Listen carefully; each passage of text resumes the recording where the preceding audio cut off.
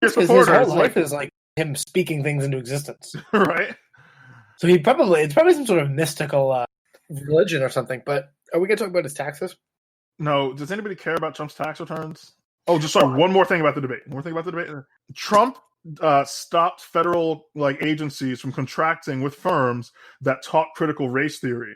This was deemed a staggering suppression of free speech, who only liked it when you banned federal agencies from contracting people who boycotted Israel. But now that you are also boycotting people who say they hate the United States, that is crippling our free speech. It is an interesting way of viewing the world. It's quite sophisticated, the reasoning that must be employed to hold these sets of beliefs. And Chris Wallace asked, what's so radical about racial sensitivity? Which is just whatever. Well, that was totally flubbed by him. Who, Trump or? Yeah. No, I mean Trump just said, "Listen, they're teaching people to hate America," and then Biden says, no, and Biden just says, "No, they're not." But anybody who's ever been to these nobody likes racial sensitivity training, right? Anybody who's ever been to anything vaguely resembling it finds it incredibly unpleasant. It's like the kind of thing that school children have to deal with about smoking, except you're an adult and you're on the clock. Right, you're getting paid at your actual job, and then you get some 27-year-old woman with a psychology degree to come in and talk to you about you. Implicit bias. Right, everybody who's ever experienced it finds it unpleasant. There is not one person. I know some very which is why it seems to my understanding is that it backfires. It actually makes people more resentful and prejudiced. Even the person I know who's listening to this podcast, who is one of the most anti-racist people I know, I defy even him to tell me that he enjoys racial sensitivity training at work. I know, but what Trump should have said was not, they're teaching people to hate America. When he said, it's racial sensitivity training, you should have said, no, it's not. That's not what it is. I see. This is not about being polite to people and making sure that you don't offend people's feelings. This is, this is another thing. This is different. Yes. This is an ongoing chapter in our national monologue about race. Yeah, but you can't just let him say that and then say, no, they teach people to hate America. Because there's a lot of people who they really do think, it's just sort of sensitivity training where someone comes in and says, hey, don't use these outdated terms and don't tell somebody. That's anybody's out here in America in 2020 using outdated terms. I know, but you get my point. Is that the last vestiges of the old republic have been swept away? I promise. That's the impression. Like Chris Wallace is like, oh come on, all this is some nice lady comes in and sits you down and says, hey, do me a favor and don't yell epithets at your coworkers. And you go, oh my gosh, I never thought of that. Thank you so much. And we're all happy ever after. But it's not that. It's this sort of sinister brainwashing by nutcases. And this, I will say also, this is if I weren't a libertarian, I might even say this is a fascinating exercise in the use of state power, because a lot of people on the right, their way, they would always say whenever you get put into one of these stupid sensitivity training sessions, just ask them certain passive aggressive questions about if racism is privilege and power. Well, what if I'm in a majority, or what if I'm in this? Just try to poke holes in their ideology, and they eventually no, dumbass, you will lose your job. You think they're fucking stupid? You think they don't know what you're doing? You think your coworkers? You think you're supposed to play dumb? Yeah, you think they don't know the kind of person Socrates them? Doing and you're dumb. Oh no, I don't understand. Are you saying, is it your view that blah blah blah? And then you go, yeah. Then you go, it's a humiliation ritual. All right. They know what this is. You know what this is. You have a family to feed, dummy. Your bullshit will get you in trouble. The only way to stop that sort of thing is through state action, or rather, in this case, state inaction, is when the state stops encouraging this. That's how it stops. Not through you risking your job and reputation, as though if you're the kind of person who does this, people already know you're kind, right? Yeah. It's not by you risking yourself by just trying to poke holes in social justice ideology from the first one to stop clapping, at the end of Stalin's speech. Yeah, exactly. Nobody's going to say, oh, he clapped a long. Nobody goes, oh, he clapped for a long time. He's just tired. They all go, oh, you're the first one to stop clapping. Oh, we get it. We know what that means. Yeah. We get it. Yeah. Wink, wink. We're going to own the Bolsheviks by asking, interesting questions about last week's sugar rations. No. And in doing so, you're going to unravel in front of everyone. Yeah. They're going to go, oh my gosh, I never They're all thought going to realize they've been duped. Yeah, no, that's not how it works. They're going to snap their fingers and someone's going to drag you out, say you're disrupting the event, and then you'll be fired for not taking it seriously. You have something to say about Trump's taxes? I saw on CNN or something, they had a chyron with Trump paid 40 cents in taxes and $750 is the that's the alleged thing. So it's I think the way it works is he paid some amount of millions up front, and then you apply for all these loopholes. Yeah, and he's been rolling over that over $1 million for. Yeah, and then you get a $50 million tax refund. Yeah. And then if they challenge that, which they do for everybody when you're that rich, then you have to fight it out. And if they end up not allowing the deductions you took, you got to pay them plus interest and penalties. So it's literally, I can't think of how it's a scam at all. It's literally just playing the game of you try to pay as little as possible, and some years you pay more, some years you pay less. But that, to me, this was a classic example of where they're so on the narrative that they put up something where you go, wait a minute. Why are we talking about this? Why aren't we talking about the thing you just put up? So they put up, they're saying, Trump paid less in taxes than everybody ever, again, never.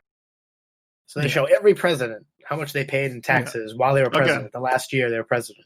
And again, if you really walk around on planet Earth and you unironically think that Donald Trump is paying $750 a year in taxes, you're just, first of all, amazing, get good, but you're just not intelligent.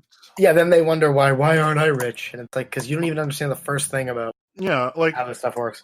Not to blow my spot too much, as though I haven't, just by having this podcast, but there are a lot of people who don't believe in IQ or the idea of general intelligence, and it's fine. You can say IQ tests are culturally biased, but actually, if you believe that Donald Trump is paying $750 a year, then actually that's an IQ test in and of itself. It's actually better than any IQ test. Right? You're right. Because there are people out there with 130 IQs who believe that Donald Trump doesn't pay taxes. Who believe in sane things. Right. So that actually shows that IQ isn't everything. I'm convinced. Yeah. So they put up, here's what every president paid the last year they paid taxes. And obviously it gets smaller as you go back because of the natural way inflation works. But I think every one of them since H.W. Bush paid more in taxes than they supposedly earned at their salary.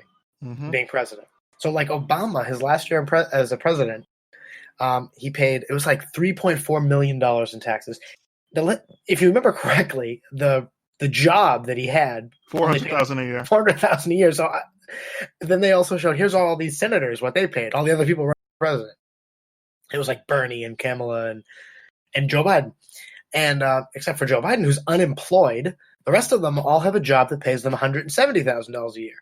And they all paid millions of dollars in taxes. It's funny. You know what I'm saying? It's funny. Joe Biden is the first neat presidential candidate. That, to me, that was much more shocking. I was wait a minute. Where did Kamala Harris get $4 million to pay tax? Where did Barack Obama get millions of dollars to pay taxes when they're supposed to, on paper, they're supposed to be earning even if you consider their book deals or whatever. Point is, they're not supposed to be making this much money. They're supposed to be public servants. Isn't that if in theory, if you're paying $4 million in taxes, that means you earned what, $9-10 million that year at a job that's pretty good at a job that pays you $150,000 a year. Yep. And nobody cares. Nobody goes, wait a minute, what the hell? Where'd they get all this money? Moving on, more Trump news. So we're really burying the lead here at the time of this recording. Donald Trump has COVID. We're really entering the third act of this play. Serves him right for not wearing a mask. Am I right? Right. Yeah. Now, what do you expect? What do you expect, Marcel? Yeah, and honestly, as we know, that means he won't. I saw that they announced it this morning that he is. We're recording on Friday. He announced that he has COVID by 11:30 a.m. The news report said he had mild symptoms. It's now almost 3 o'clock. I'm sure that means by now he has moderate to severe symptoms. I think by midnight tonight, he'll probably be a goner. Because as we know, COVID, if he's diagnosed with COVID, that means he's in a risk group. because he's in his 70s and he's overweight. So he only has something like a 98.992% chance of surviving. So pray for the president. This is serious stuff. Now, some people who listen to our podcast might, since, you guys are all really smart, you might be feeling some kind of cognitive dissonance. Not cognitive. You might be, cognitive dissonance, where you're like, listen, I was celebrating Ruth Bader Ginsburg dying, but something feels wrong about celebrating Trump potentially dying. Am I just a partisan hack? Well, that's certainly possible, but I will elucidate one difference. One is that the only way that Ruth Bader Ginsburg leaves her office is by being dead. Meanwhile, Trump can leave office without dying. Although, a lot of people on the left seriously believe that he's going to launch a coup. Again, the world is filled with these little IQ tests. So you can say that, well, since they believe that Trump isn't leaving the office alive, he has to die. So that's one thing you can say to square the difference. Or, honestly, just don't square the difference. Palpatine. He's too dangerous to be left alive. He's too dangerous to be kept alive. The oppression of the Sith can never return. So, right. Or we could just say, yeah, right, it's good when my friends live and my enemies die. I mean, you could just say that. And just don't go around pearl clutching about the left celebrating Trump's death. Just accept that this is real now. This is your country. This isn't a dream. Yeah, right? This is your life now. This is your life. That you could do that. Just say, yeah, listen, I'm not going to clutch pearls when the left says that they're happy Trump's dead, in the same way that it was dumb for them to clutch pearls when I said that I was happy Bader Ginsburg died. That's the other thing. If you're going to clutch pearls over this, I mean, after all this, after this many years of this stuff, are you really going to go, I thought deep down, once he got this very unremarkable and not very dangerous disease, then they would all rally and say, you know what? No, he's again. Hey, if you thought that, if you're out there thinking, if you had even the slightest expectation that the left would suddenly just be classy or whatever when Donald Trump got sick, you are even dumber than the kind of person who believes that America has a problem with white supremacy. All right, you are even dumber than them, my good man. There's nothing else really to say about this. Although I just want to point out, Trump is 77 and obese. So even though Dan made that joke about 98.99% survival chance, it's probably lower than that. Yeah, it's probably 97.992. Yeah, you get the idea. Let's talk about masks for a second. I might have brought this up. I think it's really weird that the right has pushed this angle that masks are socialist. I mean, what they really mean, being forced to wear a mask is socialist, which is also not true, because this is not even government control over production. It's government mandated singular consumption. It's certainly, I guess it's certainly socialism in the same way that the Affordable Care Act was, and that the government is forcing you to buy something.